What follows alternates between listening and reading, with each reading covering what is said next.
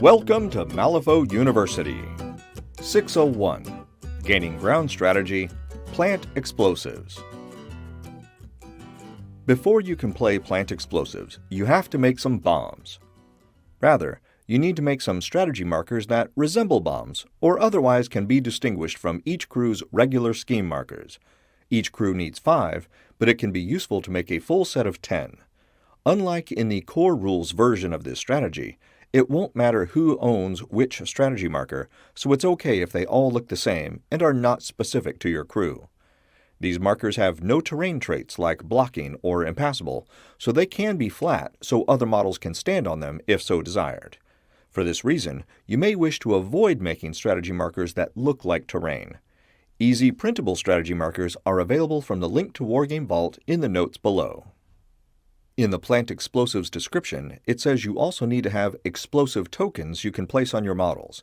This is because tokens go on models and markers go on the playing area. If you want to create separate tokens for the strategy, you may, but you can also get by just fine using your strategy markers as tokens until they are placed on the table. Keep it simple, right? To set up Plant Explosives, you set up the game and deploy both crews according to the encounter. After deployment, the player with initiative places an explosive token on one of her models. Then her opponent does the same with one of his, taking turns back and forth until both crews have a total of 5 explosive tokens on their models. Minions can carry only 1 explosive token, while other models can all carry 1 or 2 tokens. This means you will spread your tokens across no fewer than 3 models and across as many as 5. During the game, models can exceed these limits and carry more tokens, but starting out, they're limited to 1 or 2. The goal of Plant Explosives, believe it or not, is to plant explosives. You want to have as many strategy markers on your opponent's table half as possible, while minimizing the number of strategy markers on your half of the playing area. The only way to do this is with the Interact action, so be sure to keep this in mind when hiring your crew before the game. If you hire models that are insignificant or otherwise cannot take the Interact action, like Captain Zip, who has got better stuff to do, this will limit your options when trying to score this strategy. A friendly controlled model carrying explosive tokens can drop a strategy marker simply by taking the Interact action. This discards an explosive token and drops the strategy marker into base contact with the model, but the marker may not be within 6 inches of another strategy marker, regardless of who dropped the one already on the table. If a model is in a tight spot surrounded by impassable terrain or close to another strategy marker, and there is no legal place to put the strategy marker, the model with the token is not allowed to take this Interact action. If you want to remove a strategy marker, a friendly controlled model in base contact with the strategy marker takes the Interact action, removes the marker, and gains an explosive token. This is why you may wish to create a full set of 10 strategy markers. Though each player starts with 5, you could potentially end up with several more explosive tokens and/or strategy markers. Another way to gain explosive tokens is to kill a model carrying them. Be careful though, it doesn't matter who kills the model with the tokens, only the opposing crew can collect the tokens from the dead model. So if it's your model that is killed, and you have another friendly model right next to the slain model, you still cannot gain his tokens. A single enemy model without a summon upgrade or summon token, within 3 inches of the dead model when it is killed, may collect all the explosive tokens it was carrying. If the enemy model does not collect them, or if there is not an enemy model within 3 inches of the slain model, the explosive tokens are simply discarded and removed from the game.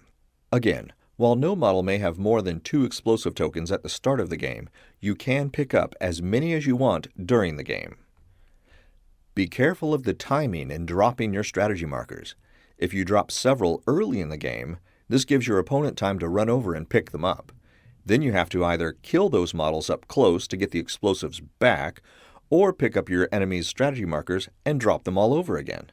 If you wait too long, your models with the tokens may be killed or engaged and lose the chance to drop strategy markers. I'll take a brief moment now to thank all those who were patrons at the time this video was made, especially Sergey, Keith, Alan, Jeremy, Tom, and Travis, and many more at the free student tier. Your support is essential to bringing these videos to life. At the end of each turn, a crew gets 1 victory point if there are more strategy markers on the enemy half of the playing area than it has scored VP for this strategy. It doesn't matter which crew dropped which strategy markers. All that matters is which half of the table the markers are on. To score the first point, there needs to be just 1 strategy marker on the enemy table half. To score a second point, there needs to be at least 2 markers on the enemy half at the end of the turn, and so on. You do not remove the markers to score at the end of the turn, and no matter how many markers there are, you never score more than 1 victory point in any turn. If any strategy markers are dropped on the center line, they count as being in both table halves, so would count for both crews scoring. Let's see this in action. Zoraida's Swamp Fiends are tangling with Dashelbarker's Guard crew. Zoraida already has 1 point from plant explosives from last turn, and Dashel has none. His crew has successfully dropped 1 strategy marker on Zoraida's half of the playing area and is looking forward to scoring the point. The strategy marker Zoraida used to score last turn is still there, but she must have 2 to score again. This Silurid uses 1 action to walk over to the strategy marker and another to interact and pick it up. With its leap bonus action, the Silurid places itself 6 inches away on the guard half of the table, but has no more actions to drop the strategy marker. Zoraida is the last model to activate, and she casts Obey on the Silurid. Naturally, the Swamp Fiend relents, and she has the Silurid take the interact action, discarding the explosive token and dropping the strategy marker. The next closest strategy marker is more than 6 inches away, so it's not a problem. There are 2 strategy markers on the enemy table half at the end of the turn, so Zoraida gets another point while Dashel still has none. Remember that summoned models don't count for friendly schemes or strategies and cannot take the interact action for the turn they are summoned, and in gaining grounds encounters can never interact with strategy markers as long as they still have their summon upgrades or tokens. Obviously, summoned models won't have any explosive tokens when they first enter the game.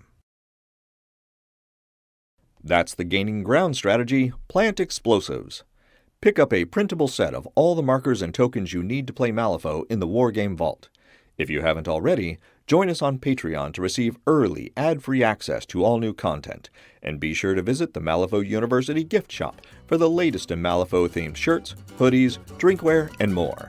Links are in the notes below. And remember, play friendly games, keep it simple, and have fun.